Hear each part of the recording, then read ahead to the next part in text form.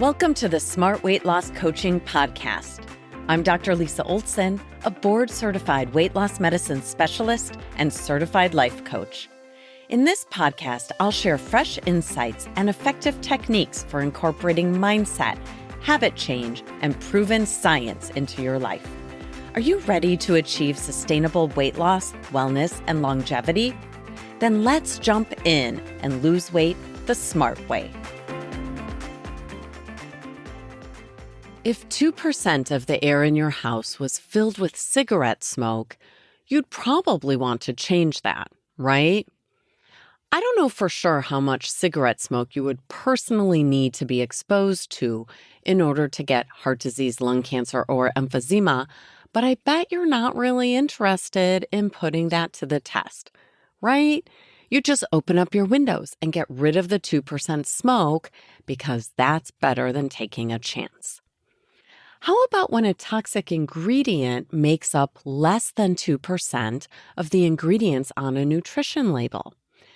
People ask me that question all the time because many of the Nova 4 or ultra-processed ingredients I ask people to watch out for are listed as being less than 2% of the product.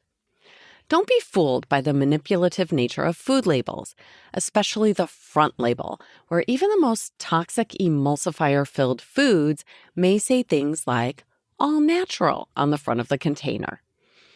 Today, we're going to talk specifically about a type of ingredient called an emulsifier. These are ingredients that make our food thick or creamy and increase shelf life. They last longer on the grocery store shelf. They're added to things like mayonnaise, ice cream, chocolate, peanut butter, creamy sauces, and baked goods like cookies. One question that comes up often is this. I was buying some cream cheese and it only had one ultra-processed ingredient, locust bean gum. Is that okay? Or, I was buying almond milk and saw that it contained carrageenan, but it was less than 2%, so that's fine, right? Wrong. These emulsifiers are always going to be low on the ingredient list, but that doesn't mean they can't cause harm with repeated exposure. Kind of like having chronic low-grade exposure to cigarette smoke. These toxic chemicals should be avoided whenever possible, and it just doesn't matter that they're present in small amounts. We know they're harmful in the small doses used to thicken and preserve food. Maybe a better analogy would be arsenic instead of cigarette smoke. If I made you a protein shake and added less than 2% arsenic to it, wouldn't you say, no thanks? That might taste delicious for a hot second, but it's not worth the risk. Hard pass on the arsenic. We now have some new data recently published that tells us about the increased risk of cancer that comes from certain ultra-processed ingredients. The Nutrinet Santé study provided extensive information on the dietary habits of over 100,000 French participants. Researchers went back and evaluated a subset of the data from about 92,000 people whom they followed for 7 years. During that time, over 2,600 cancer cases were diagnosed. That included 750 breast cancer cases and 322 prostate cancer cases. By the way, just a side note, I wanted to say 750 people with breast cancer, which sounds more thoughtful than saying cancer cases. But the reason I'm using this terminology is not to dehumanize someone who has breast cancer, but rather because a person could be diagnosed more than one time with breast cancer, and in this case, they'd be counted more than once for this study. But back to the research. Here's the critical finding. The higher the amount of emulsifiers in the diet, the higher the risk of cancer. For example, people with the highest intake of mono and diglycerides had a 15% increase in the risk of developing any kind of cancer. Maybe you're saying to yourself, I don't think I eat anything that has mono or diglycerides. But the only way to be sure is to read every label relentlessly every single time you put a package in your grocery cart. Here are just a few foods that contain mono and diglycerides: Tortillas. I'm leading with tortillas because this is one that vexes me all the time. I really hate buying tortillas for my kids from the grocery store because these days it's nearly impossible to find any without cancer-causing ingredients. I feel like I'm handing them a cigarette when they make a quesadilla. Does that mean I never let tortillas into my home or we never go out and eat Mexican food? Sadly, no, but we have them far less often now because you can't unknow what you know, right? What else? You might find mono and diglycerides in the sous vide red pepper egg white bites at Starbucks. In fact, you'll find other emulsifiers in there too, including carrageenan, locust bean gum, and guar gum. A lot of breads and baked goods have mono and diglycerides. You'll also find them in margarines, nut butters, and coffee creamers. This is what makes those ingredients so tricky. They're nearly everywhere we look these days. Sadly, even Ben & Jerry's Cherry Garcia ice cream contains 3 emulsifiers: guar gum, carrageenan, and soy lecithin. Let's circle back to the French study and hone in on the breast cancer findings. It turns out that consuming high levels of mono and diglycerides increases breast cancer risk by 24%.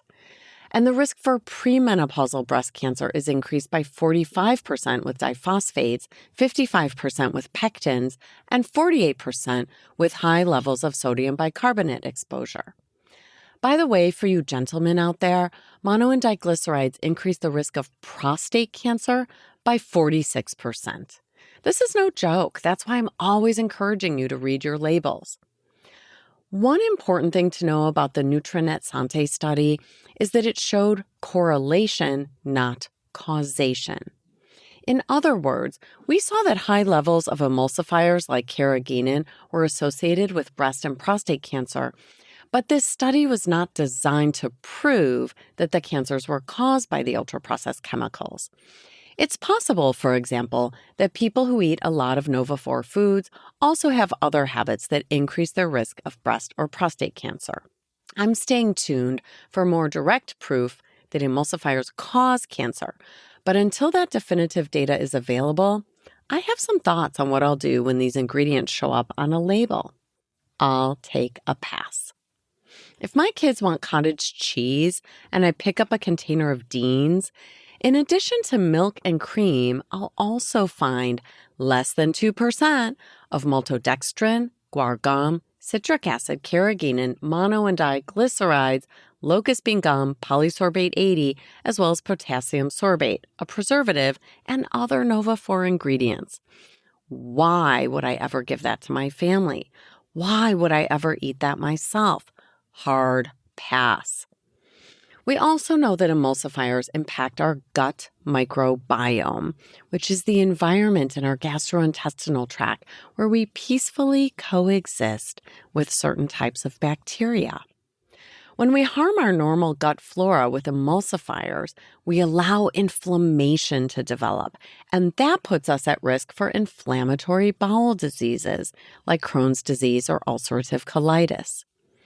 A study published in 2021 found that 2 emulsifiers, carboxymethylcellulose and polysorbate 80, drastically affect the gut microbiome and increase the risk for inflammation. Women in my weight loss program know that ultra-processed foods increase hunger and cause weight gain because we talk about it all the time. And if you're a regular listener, then you know ultra-processed foods or Nova-4 foods increase your risk for all sorts of serious conditions, including heart disease, diabetes, and dementia. But it is hard to spot some of these ultra-processed foods. We're not just talking about fast foods or what some might call junk food. Everyday grocery store items surprise us with these emulsifiers. So if you want to avoid them, please read the labels every single time.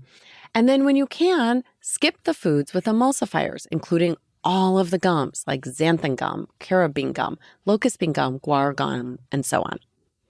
By doing so, you'll most likely extend your health span, which is the number of years you live free of chronic disease.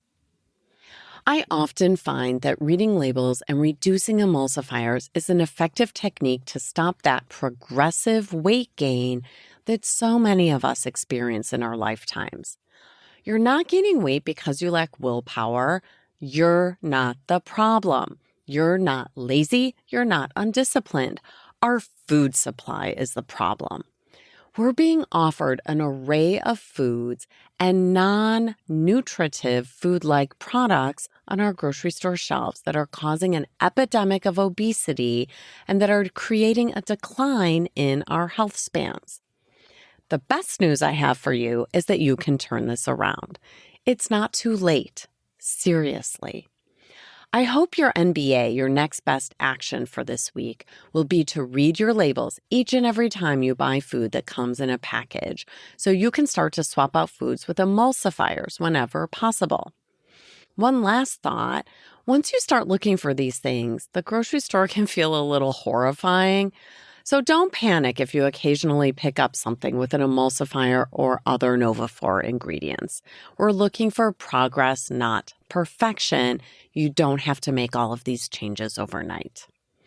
Last but not least, congratulations and shout out to Jeanette O, who is the winner of our Smart Weight Loss Coaching raffle.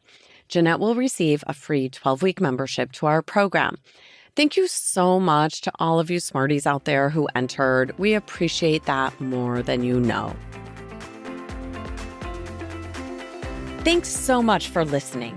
If you'd like more support during your smart weight loss journey, check out our group coaching program at smartweightlosscoaching.com. Until next time, stay well and stay smart.